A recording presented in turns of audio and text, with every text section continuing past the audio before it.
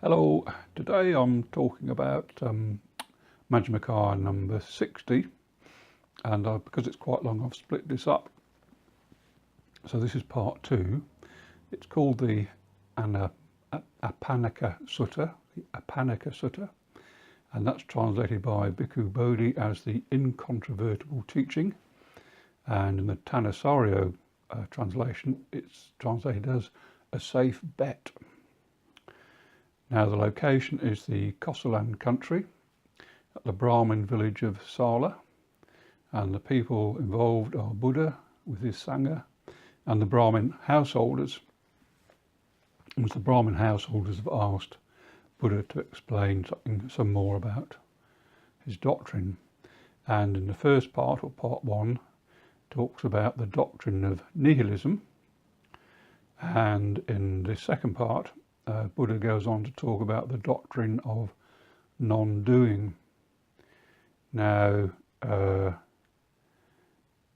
in the Bodhi version, again, the translation is doing or non-doing, and the Thanissaro version, it's action or non-action. And I wonder if it could in fact be consequence or effort. Anyway, there are some recluse. Buddha carries on, there are some recluses and Brahmins whose doctrine and view is that no evil is done by the doer.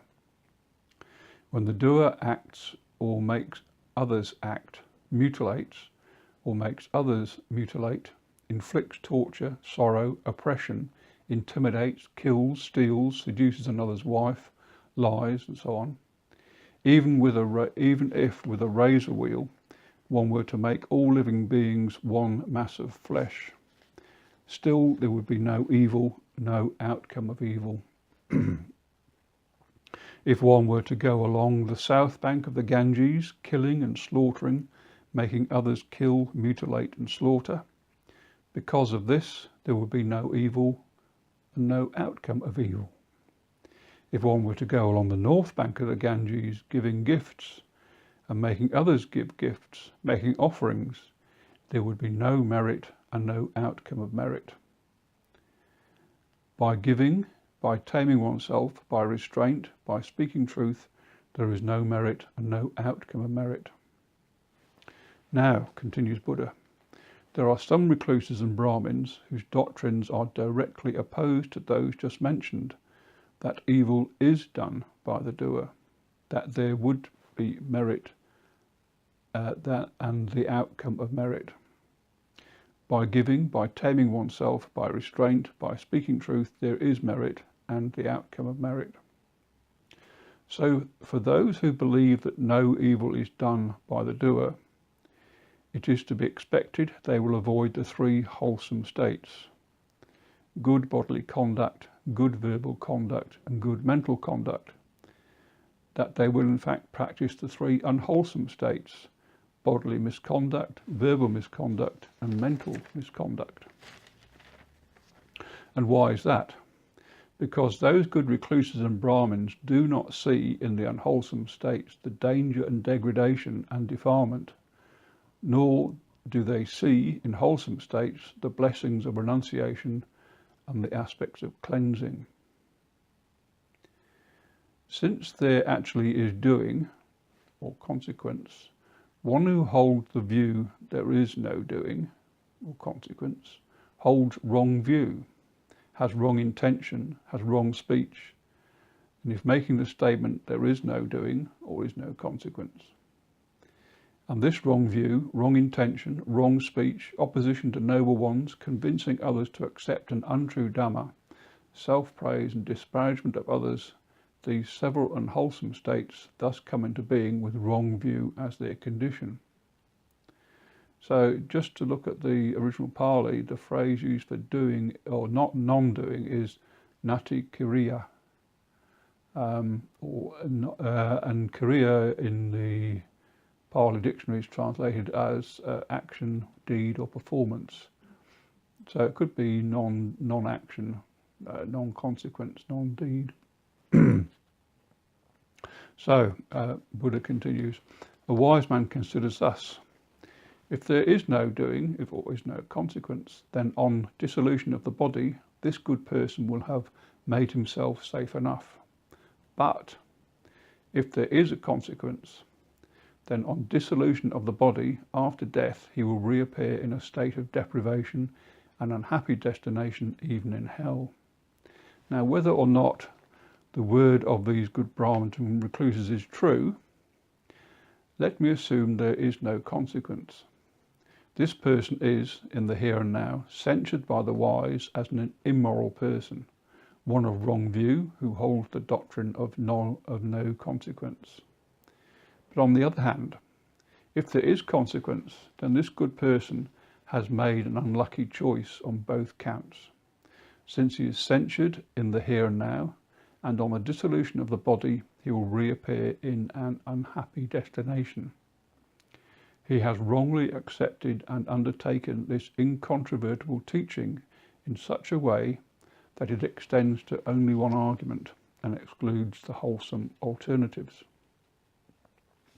Now, of those recluses and Brahmins whose destinies and views is thus, when one acts or make others act, there is merit and outcome of merit, it is to be expected they will avoid the three unwholesome states, the bodily, verbal and mental misconduct, and practice the three wholesome states, good bodily conduct, good verbal conduct and good mental conduct. And why is that? Because these good recluses and Brahmins see in unwholesome states danger, degradation and defilement. They see in wholesome states the blessing of renunciation and the aspect of cleansing. Since there actually is consequence or doing, one who holds this view has right intention. He who makes the statement, there is doing or consequence, has right speech. This person is not opposed to those arahants who hold the same doctrine. Since there is doing or consequence, one who convinces another convinces him to accept the true Dhamma, and because he convinces others, he does not praise himself or disparage others. Thus, any corrupt conduct he formerly had is abandoned and pure virtue substituted. On this right view, right intention, right speech, agreement with noble ones, convincing others of the true Dhamma, and avoidance of self-praise and disparagement of others, these wholesome states come about due to right view. About this a wise man considers thus: if there is doing or consequence, then on dissolution of the body after death, this good person will reappear in a happy destination, even in the heavenly world. Now, whether or not this is true, let me assume there is no doing, no consequence. Still, this good person is praised in the here and now by the wise and virtuous person, as a virtuous person, one who holds right view, who holds the doctrine of doing consequence and consequence. On the other hand, if there is doing and consequence, then this good person has made a lucky choice on both counts, since he is praised by the wise here and now, and since on dissolution of the body after death, he will reappear in a happy destination, even in the heavenly world. He has rightly accepted and undertaken this incontrovertible teaching. It extends in the here and now and the hereafter, and it excludes the unwholesome alternatives. So that's the end of the part 2 of Majjhima Nikaya number 60, the treatise on not doing or non-consequence. Thanks for watching.